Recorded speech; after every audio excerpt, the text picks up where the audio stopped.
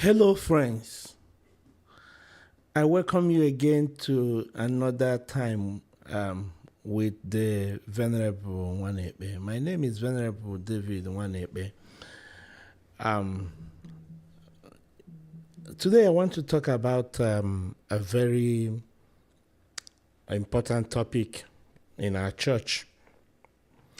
And in fact, this church stands on this particular topic I want to talk about. When I mean church, I'm talking about the Church of Nigeria. And the topic is canonical obedience. I want us to look at what canonical obedience is and what canonical obedience is not. What is not canonical obedience and what is canonical obedience. In the Anglican Church, before anybody takes up the office of being a clergy in the church or being called to the office of a bishop or taking up any responsibility or just simply being a member of our church, you are required to subscribe to some oaths and declarations to your bishop. So today I want us to look at what they mean when they say that somebody is bound canonically, when they say that an individual is canonically responsible or canonically responsible to obey the church authority. The first point will be to know what is canon law and what forms a canon law. And what is canonical obedience? Canonically, why should we obey? The Anglican Church is a church that stands on tripod. And by tripod, I mean it stands on the laity, the clergy, and the bishop. These are the three important houses in the Anglican Church. And those three houses are bound to be canonically responsible to the church. Canonical obedience is a principle within the Anglican Church and the ecclesiastical order too. Ecclesiastical traditions that refers to the duty of a clergy to obey their ecclesiastical superiors in the matters of governance, doctrine, and discipline. This obedience is rooted in the vow taken by clergy during their ordination, where they pledge to follow canonical laws of the church and submit to the authority of their bishop or their designated leader. During ordination, we all take a vow. And one of the vows we make or take is, oaths we take, is to be canonically obedient to the church authority. So today we are going to go through what canonical obedience is and what is not. What is canonical obedience? Canonical obedience is respect for ecclesiastical authority. Let me repeat. Canonical obedience means respect to ecclesiastical authority. So it is expected that a clergy will pay true canonical obedience to his superior, beginning from the bishop. So if you are a clergyman serving under a bishop, of course every clergy must have a bishop.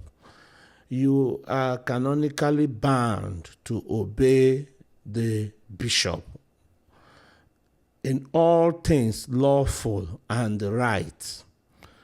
You are also canonically bound to obey your leader, whoever that you are sent to work under. So a few days ago, I made a video about bullying. And this will also help us to balance the topic. So you are responsible to obey the ecclesiastical leadership. That means you must be obedient to be a church worker. Adherence to church laws. As you obey your church leader, you must adhere to the church laws.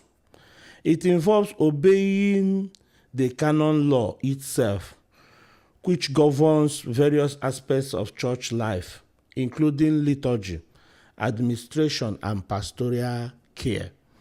So you are expected to be liturgically obedient. That is to follow the liturgy as it entails. In every liturgy, there is a guide. You cannot be an Anglican priest that go out of the liturgy. The liturgy is the guide.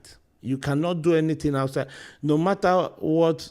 Remember, when you came to be ordained, you subscribed to obeying the canon laws. And one of the important aspects of the canon law states that we will follow the liturgy. We will obey the liturgy. So you can't come in and change the liturgy. You can't just bring in anything. You must observe the liturgy.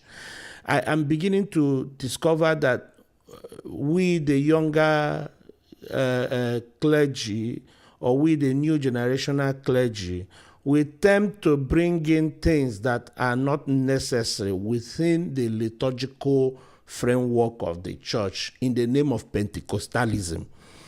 Please, when it is Matins, when it is Holy Eucharist, when it is baptism, when it is wedding, when it comes to the traditions of our church, we must obey it completely. That is part of canonical obedience. Canonical obedience fosters unity and discipline. Yes, canonical obedience demands that your superiors, not just your bishop, your archdeacons, your canons, your rectors, your vicars, have the canonical authority to discipline you when you go wrong. And let me state for the records, you can be serving in a parish without having, let me put it this way. If you are serving under a rector or a vicar, and he doesn't give you anything to do on a Sunday, that is not bullying. That is not bullying. The rector determines who mounts the pulpit. It is his prerogative. He determines who does what he does so long as the church is concerned. There cannot be two rectors in a particular church. We can't have two archdeacons in a particular archdeacon. We can't have two vicars in a particular station. You can't even have two priests in charge. So if you are sent to work under a priest, remain within your lane. Don't go beyond your lane. So this is part of it. So another aspect, number 4, is that canonical obedience includes pastoral and doctrinal integrity. Clergy are expected to uphold the teachings and doctrines of the church as it was directed by their superior. It is important that we obey the pastoral and doctrinal integrity of the church. So these are what we call canonical obedience in our church. Now, let's dive in a little and see what canonical obedience is not. Blind obedience, number 1. That is, I tagged number 1, blind obedience. It does not mean unthinking or absolute submission to authority, especially if directives contradict the fundamental teachings of the church and Christian conscience. So if what your superior is asking you to do contradicts the canon law itself, you are not disobeying. If it contradicts the canon laws of the church, so that is why every priest must study their canon law, must study the constitutions and canons of the church or province where you belong. So it does not mean obeying the man even if the man is going wrong. That is why there is the clause in all things lawful and right. Now, number 2, obedience to unjust or immoral order. Clergy are not required to follow orders that are unethical, illegal, or that violates their morals or religious conviction. So this is very important.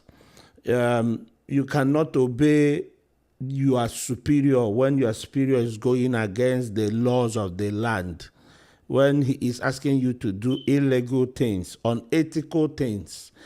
I believe we are all well learned as clergy, so we know what our ethics are in the church. So you cannot obey your boss if he's going or if he's being unethical in his directives. He must be ethically. He must also fall within the legal framework of the land where your church is situated. Suppression of personal conscience is not canonical obedience. Canonical obedience does not negate the importance of individual conscience. Clergy are still responsible for their own actions and must balance obedience with moral integrity. With moral integrity, very important. Personal loyalty. It is not absolute, or it is not about personal loyalty to an individual leader, but about commitment to the church mission and governance as a whole. I said something that looks like this yesterday when I mentioned that you are not sent to a parish to do domestic work, to become a domestic assistant or become a domestic staff. You are sent to be a religious and ecclesiastical staff. And so part of your duty to obey your boss does not include obeying them when they go out of context. But generally, a junior clergyman is expected to pay true and absolute canonical obedience to his boss. Thank you. I bring this because it is important that we know. Thank you. I'll see you again next time in my next video.